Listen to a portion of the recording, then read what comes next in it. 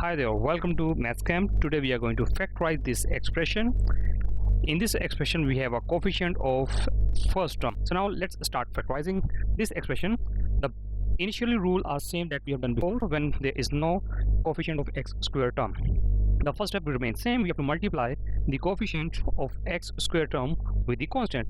So constant is negative 20 and the coefficient of x square is 5. So 5 into negative 20 is equal to minus 100. Now what we have to do? We have to find out all multiplication pairs of negative 100. And keep in mind the sum of those pairs should be equal to negative 21.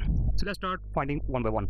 If I take 1 into negative 100, the multiplication will give me negative 100. But when I will add 1 negative 100, I will get negative 99.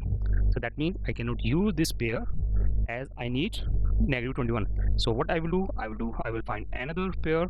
2 into negative 50 will give me negative 100. So 2 minus 50 will give me negative 48.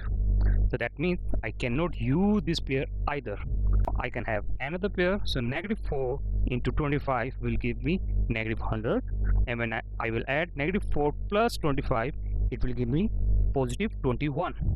Oh, so we are very much near. So I need negative 21.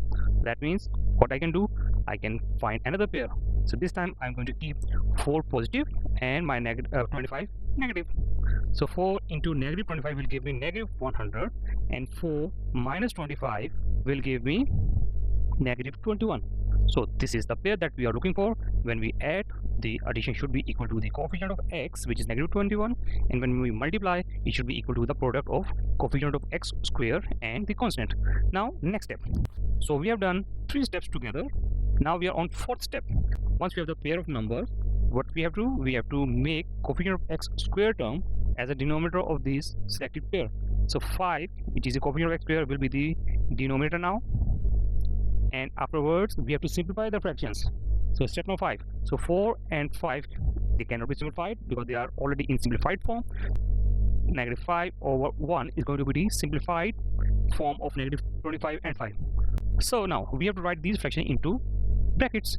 In brackets, the denominator of this fraction will be the coefficient of this x that we have to write. So it is going to be 5x, and numerator is positive 4. It will come as it is.